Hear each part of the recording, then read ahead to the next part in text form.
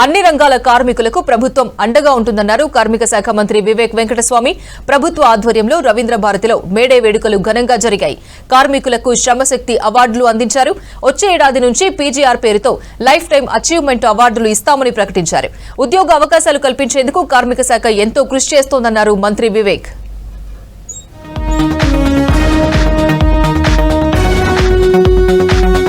ప్రపంచ కార్మికుల దినోత్సవ వేడుకలు రాష్ట్రంలో ఘనంగా జరిగాయి. కార్మికుల హక్కులను ప్రస్తావిస్తూ గత పోరాటాలను గుర్తు చేసుకున్నారు. ప్రభుత్వ ఆధ్వర్యంలో రవీంద్ర భారతిలో వేడుకలు జరిగాయి. చీఫ్ గెస్ట్ గా కార్మిక శాఖ మంత్రి వివేక్ వెంకటస్వామి, మంత్రి జూపల్లి కృష్ణారావు, ప్రజాప్రతినిధులు హాజరయ్యారు. కార్మికులకు శ్రమశక్తి అవార్డులు ప్రదానం చేశారు.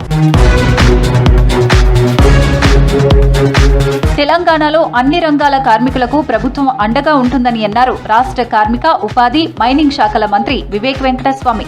రాష్ట్రంలోని యువతకు ఉపాధి, ఉద్యోగ అవకాశాలు కల్పించేందుకు కార్మిక శాఖ ఎంతో కృషి చేస్తుందని చెప్పారు. టాటా కంపెనీతో కలిసి రాష్ట్రంలో ఏటీసీలు ప్రారంభిస్తున్నామని వివరించారు. ఏటీసీలో కార్మికుల పిల్లల కోసం ప్రత్యేక అవకాశం కల్పిస్తున్నామని చెప్పారు మంత్రి. రాహుల్ గాంధీ సూచనలతో గిగ్ వర్కర్లను ఆదుకునేందుకు ప్రత్యేక చట్టం తెచ్చామన్నారు వివేక్. లేబర్ మంత్రిగా అయిన తర్వాత చాలా తక్కువ వస్తున్నాయి కేసెస్. అంటే మేనేజ్మెంట్స్ ప్రోయాక్టివ్నెస్ కూడా లేబర్ కార్మికుల డిమాండ్స్ ఏదైతే ఉన్నాయో అవి కూడా సరిగా పరిశీలించి అందరు మేనేజ్మెంట్ వర్కర్స్ ఇద్దరు కలిసి కూడా ముందుకు వెళ్తున్నారు. అది అవసరం.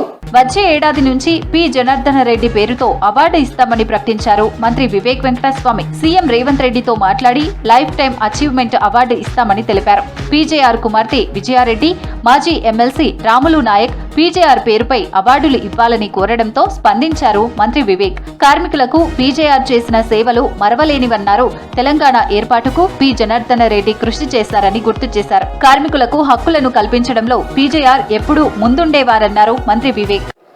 ధర్నాలు చేసి స్ట్రైక్ మీద వెళ్ళి వాళ్ళందరినీ కూడా హక్కులు కల్పించడంలో జనార్దన్ రెడ్డి గారు ఒక కీలకమైన పాత్ర వేశారు.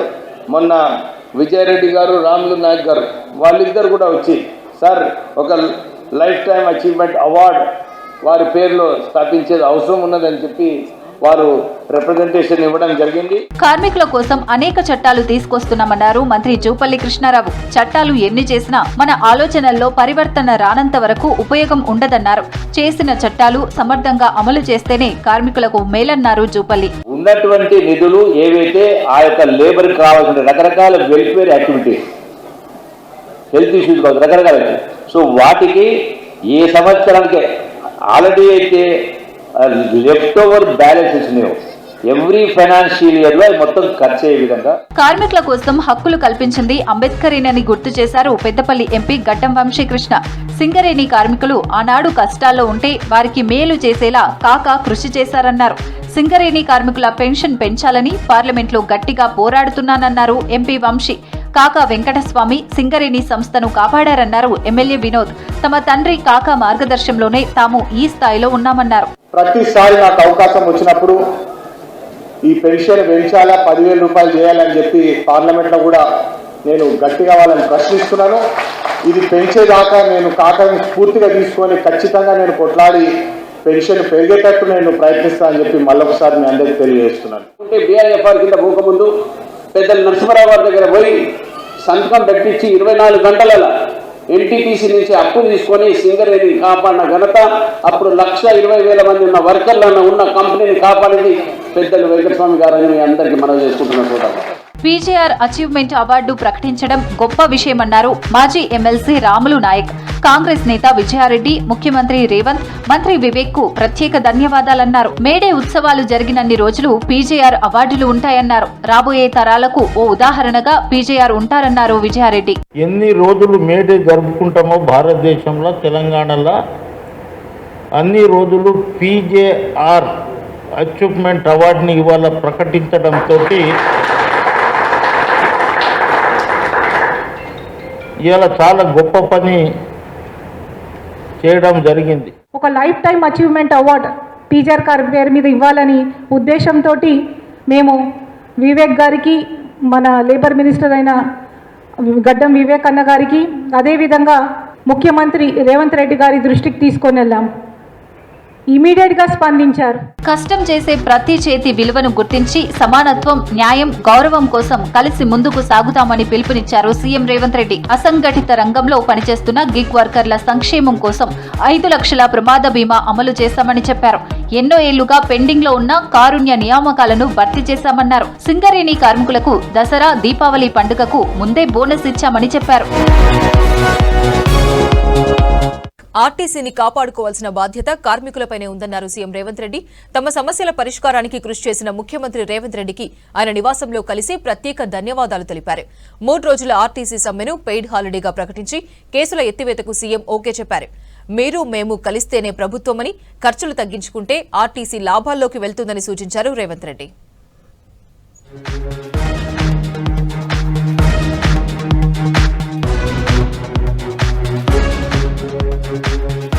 కాంగ్రెస్ సర్కార్ రావాలని కార్మికులు కోరుకున్నారని చెప్పారు సీఎం రేవంత్ రెడ్డి. నేను మీరు వేరు కాదు, మనం కలిస్తేనే ప్రభుత్వమన్నారు. ఆర్టీసీ కార్మికుల పోరాటాల్లో తామున్నామని చెప్పారు. ఆర్టీసీ బస్సులు పెంచాం, నియామకాలు పెంచాం, ఆదాయం పెంచామని చెప్పారు. జూబ్లీహిల్స్ నివాసంలో ముఖ్యమంత్రి రేవంత్ రెడ్డిని కలిశారు ఆర్టీసీ కార్మిక సంఘాల నేతలు. తమ సమస్య పరిష్కారానికి చొరవ చూపినందుకు ధన్యవాదాలు తెలిపారు.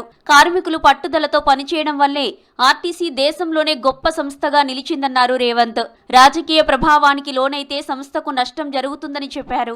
ఆర్టీసీ అప్పులపైన ఉన్న వడ్డీ భారాన్ని తగ్గించేందుకు ప్రయత్నాలు చేస్తున్నామని, ఆర్టీసీని బాగు చేసుకునే అవకాశం కార్మికులపైనే ఉందన్నారు రేవంత్ రెడ్డి. ఆర్టీసీ కార్మికుల 3 రోజుల సమ్మె కాలానికి వేతనాలు ఇవ్వాలని, పెట్టిన కేసులు ఎత్తేయాలన్న విజ్ఞప్తికి సీఎం సానుకూలంగా స్పందించారు. వెంటనే చర్యలు ప్రారంభించాలని మంత్రి పొన్నం ప్రభాకర్ను ఆదేశించారు.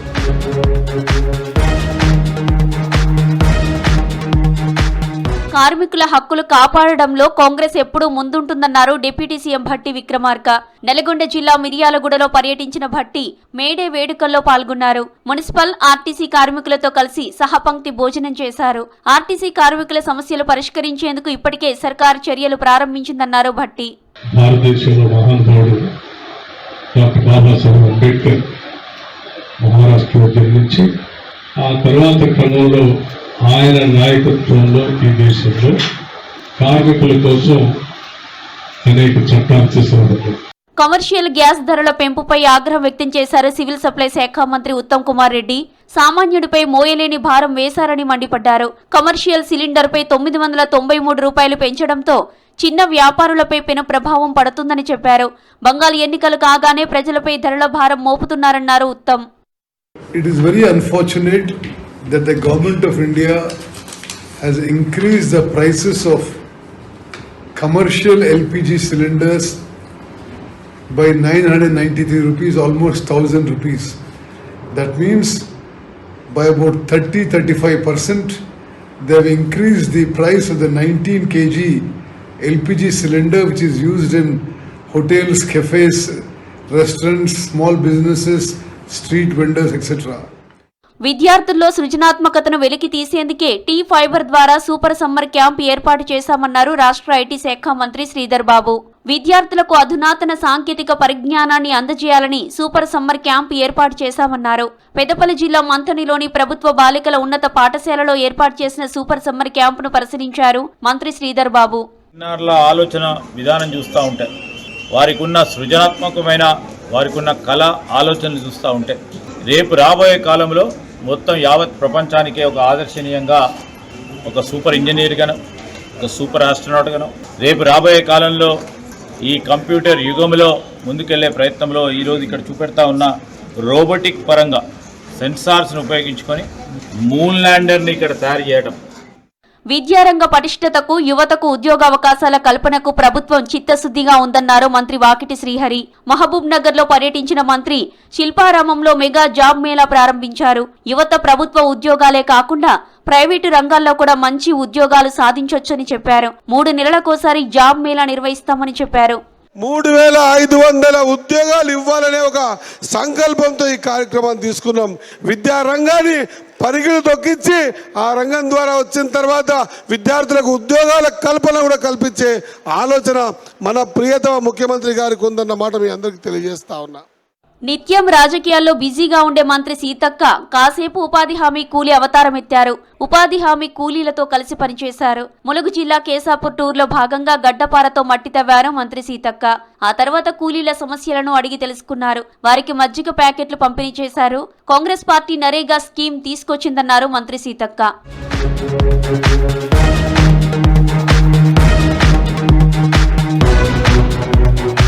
రాష్ట్ర సేంద్రియ వ్యవసాయంలో మరో కీలక అడుగు ముందుకు పడింది. సేంద్రియ ఉత్పత్తుల క్రయ విక్రయాల కోసం ప్రత్యేక మొబైల్ యాప్ తీసుకువచ్చింది సర్కార్.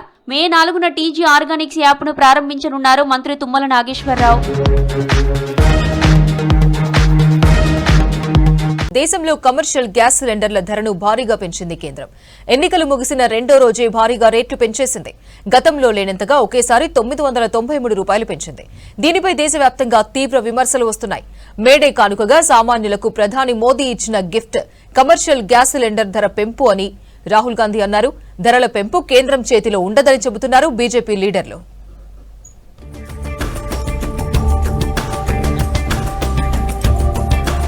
కమర్షియల్ సిలిండర్ల ధర పెంపు కేంద్రం చేతిలో ఉండదని స్పష్టం చేశారు కేంద్ర మంత్రి మనోహర్ లాల్ ఖట్టర్.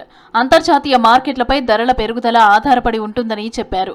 ఇంటర్నేషనల్ మార్కెట్లో ధరలు పెరిగితే మన దేశంలోనూ పెరుగుతాయని, తగ్గితే ఇక్కడ కూడా తగ్గుతాయని చెప్పారు మనోహర్ లాల్ ఖట్టర్. सारी चीज आपको पता है दुनिया में, यानी एक जो ईरान और अमेरिका का जो कॉन्फ्लिक्ट हुआ था उसके अंदर पेट्रोलियम पदार्थ और गैस के पदार्थ इसकी एक कठिनाई लगातार बनी हुई थी. अभी थोड़ा सा तो ठीक हुआ है, लेकिन फिर भी चूंकि कमर्शियल चीजें हैं, जितनी कॉस्ट जिस चीज की पड़ती है उस कॉस्ट के हिसाब से ही उसको धीरे धीरे बढ़ाया जाता है. जब कम होता है तो कम भी हो जाता है. पेट्रोलियम पदार्थ कई बार बढ़े भी हैं, कई बार कम भी हुए हैं. ఎన్నికల తర్వాత ద్రవ్యోల్బణం వేడి పెరుగుతుందని తాను ముందే చెప్పానని అన్నారు కాంగ్రెస్ అగ్రనేత రాహుల్ గాంధీ. వాణిజ్య గ్యాస్ సిలిండర్ ధర ఏకంగా 993 రూపాయలు పెరిగిందని, ఇంత భారీగా ధరలు పెరగటం ఇదే మొదటిసారి అన్నారు. ఇది ఎన్నికల బిల్లని ఎక్స్లో పోస్టు చేశారు రాహుల్. కేవలం 3 నెలల్లోనే ఏకంగా 81% ధరలు పెరిగాయని చెప్పారు. Tea stall, dhaba, hotel, bakery, sweet shop ఇలా ప్రతి ఒక్కటి వంటగదిపై భారం పెరిగిందన్నారు. ఇప్పుడు గ్యాస్ పై దెబ్బ, తర్వాత పెట్రోల్, డీజిల్ ధరలు కూడా పెరుగుతాయని చెప్పారు Rahul.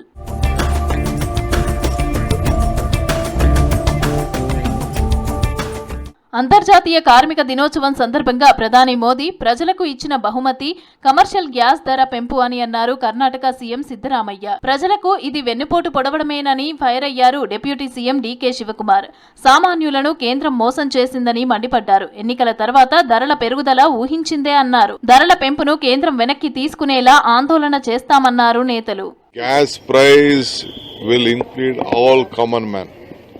So all common man in hotels also the price rise will go very high, and they cheated the voters of this country.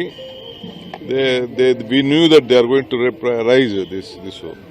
Since the polling was not being done, after the polling they have done, it is a great cheat, it is a backstabbing to the people of this country. So it is very unfortunate this BJP government is backstabbing every voter.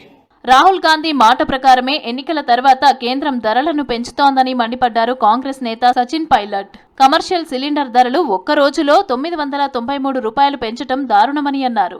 Modi ప్రభుత్వం ఇన్ని రోజులు ఎన్నికల కోసమే ఎదురు చూసిందని, elections అయిపోగానే ధరలను పెంచేసిందని మండిపడ్డారు సచిన్ పైలట్. రాహుల్ గాంధీజీనే बहुत पहले कह दिया था कि भारत सरकार सिर्फ और सिर्फ चुनावों के मतदान की इंतजार कर रही है, उसके बाद तुरंत भारी इजाफा इन सब चीजों में होगा. मुझे लगता है कि जो वैश्विक स्थिति पैदा हुई है उसका मुकाबला करने के लिए जो वैकल्पिक व्यवस्था करनी चाहिए थी, शायद हम पूरी तरह कामयाब नहीं हुए हैं. इसलिए आज हर वर्ग को, ना सिर्फ मध्यम वर्ग को, लेकिन कुकिंग गैस आदि चीजें हैं, उत्पादन जो पेट्रोलियम प्रोडक्ट्स के होते हैं उसके दाम बढ़ने लाजमी थे, लेकिन सिर्फ चुनावों में इसका नुकसान ना हो भाजपा को, इसलिए जानबूझ कर इसको रोका गया था. మేడే సందర్భంగా కమర్షియల్ సిలిండర్ రేట్లు పెంచి మోదీ సర్కార్ కార్మికులకు గిఫ్ట్ ఇచ్చిందని విమర్శించారు సిపిఎం నేత బృందా కారత్. వాణిజ్య సిలిండర్ ధరలు భారీగా పెంచడంతో లక్షలాది కార్మికుల జీవనంపై తీవ్ర ప్రభావం పడుతోందని ఆవేదన వ్యక్తం చేశారు. సబ్సిడీల కోసం పెద్ద ఎత్తున ఖర్చు చేస్తున్న మోదీ సర్కార్ కేవలం అదానీ, అంబానీల కోసమేనని విమర్శించారు బృందా కారత్. 1000 रुपये बढ़ गए ब्लैक से मिल रहा सिलेंडर. बहुत खर्चा कैसे चलेगा? 1000 रुपये की तो बिक्री भी नहीं है, आगे क्या होगा? बहुत महंगाई बढ़ रही, कम हो चाहिए. 20% फर्क पड़ेगा कम से कम. महंगाई होगी तो भी भट्टी लगानी पड़ेगी. काम तो करना ही है, काम तो करना ही पड़ेगा, कैसे ना कैसे तो करना पड़ेगा, वो लगानी पड़ेगी, कोयले वाली भट्टी वगैरह कुछ ना कुछ करना ही पड़ेगा, काम तो करना ही है, स्टैंड नहीं हो पाएगा इतना, जिस तो बहुत महंगा पड़ लिया है, इस टाइम भी कर ही रहे हैं काम। अब क्या कहना है, अब देखेंगे भैया, महंगाई हो रही है तो लकड़ी उकड़ी जलाएंगे, जैसे भी पे खाने पर रेट बढ़ेंगे, अब देखो क्या होता है, जो लोग खाना होगा वो खाएंगे वरना वो जाएंगे, लेकिन काम में दिक्कत तो होनी है, परेशानी आएगी काम में। तो क्या करेगा मजदूर आदमी, सिलेंडर बंद कर देगा और क्या करेगा, अपनी लकड़ियों पे काम करेंगे, परेशानी तो बहुत है। కమర్షియల్ సిలిండర్ల ధరల పెంపుపై దేశవ్యాప్తంగా తీవ్ర వ్యతిరేకత వస్తోంది. ధరల పెంపుతో సామాన్యులపైనే భారం పడుతోందన్నారు విపక్ష నేతలు. కమర్షియల్ గ్యాస్ ధరల పెంపును కేంద్రం వెనక్కి తీసుకోవాలని డిమాండ్ చేశారు. పశ్చిమ బెంగాల్లో అసెంబ్లీ ఎన్నికల పోలింగ్ ముగిసిన ఉద్రిక్తతలు మాత్రం కొనసాగుతున్నాయి. పలుచోట్ల స్ట్రాంగ్ రూమ్లలో భద్రపరిచిన బ్యాలెట్ బాక్స్లను తెరిచేందుకు ప్రయత్నాలు జరుగుతున్నాయని టీఎంసీ ఆరోపించింది. దీనిపై ఈసీ, బీజేపీ మండిపడింది. అవన్నీ తప్పుడు ఆరోపణలని కొట్టేసింది. రేపు బెంగాల్లో 15 పోలింగ్ బూత్లలో రీపోలింగ్ నిర్వహించనుంది ఎన్నికల సంఘం.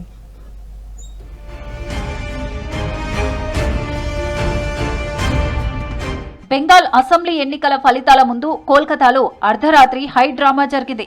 ఈవీఎం స్ట్రాంగ్ రూమ్ల దగ్గర అక్రమాలు జరుగుతున్నాయంటూ సీఎం మమతా బెనర్జీ ధర్నా చేశారు. నేతాజీ ఇండోర్ స్టేడియం సమీపంలోని ఈవీఎం స్ట్రాంగ్ రూమ్ దగ్గర ఆందోళనకు దిగారు. అర్ధరాత్రి భారీగా వర్షం కురుస్తున్న స్ట్రాంగ్ రూమ్ సెంటర్ దగ్గరే మమతా బైఠాయించారు. తర్వాత సొంత నియోజకవర్గం భవానీపూర్ నియోజకవర్గం సఖావత్ మెమోరియల్ స్కూల్ దగ్గరకు చేరుకున్న మమతా స్ట్రాంగ్ రూమ్ దగ్గర అర్ధరాత్రి వరకు పార్టీ నేతలతో కలిసి ఉన్నారు. ఈవీఎంలు, ఓట్ల లెక్కింపులో అవకతవకలు జరిగితే ప్రాణాలొడ్డి పోరాడతామని స్పష్టం చేశారు మమతా బెనర్జీ.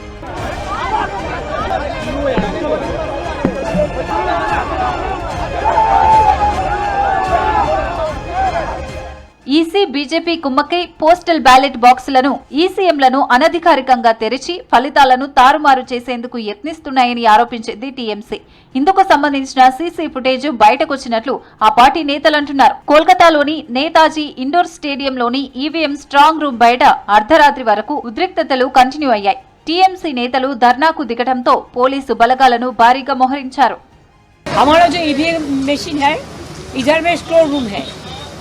तो आप लोगों को जानकारी है कि नेताजी इंडोर में सीसीटीवी पे हम पाया गया और बहुत सारे जगह में कि उधर में मैनिपुलेशन हो रहा है और बाहर का आदमी आके वो खुल रहा है, देख रहा है, पोस्टल बैलेट को इधर उधर कर रहा है। और देखने के बाद मैंने जब सीसीटीवी देखा टीवी में तो मैंने सोचा मैं भी थोड़ा देख के आऊँ। तो पहले तो सेंट्रल फोर्सेस मेरे को एंट्री करने नहीं देते थे. టీఎంసీ ఆరోపణలను ఎలక్షన్ కమిషన్ తీవ్రంగా ఖండించింది. స్ట్రాంగ్ రూమ్ల దగ్గర రాజకీయ పార్టీల ప్రతినిధుల సమక్షంలోనే అన్ని ప్రక్రియలు పారదర్శకంగా జరుగుతాయని తెలిపింది. ఎలాంటి అక్రమాలకు తావులేదని స్పష్టం చేసింది. హింసను రెచ్చగొట్టే వారిని తక్షణం అరెస్టు చేయాలని బెంగాల్ ప్రధాన ఎన్నికల అధికారి మనోజ్ కుమార్ అగర్వాల్ ఆదేశించారు. हलचल हुई 4 बजे के आसपास, हमारे स्टाफ गए, वो खोल लेते आपका कहते हैं पोस्टल बैलेट का रूम, क्योंकि पोस्टल बैलेट का रूम क्या नियम है कि 4 बजे खोलेंगे. सब पॉलिटिकल पार्टीज को as per rule election commission में इंटीमेशन दिया गया था, कैंडिडेट्स को आरओ नहीं दिया था.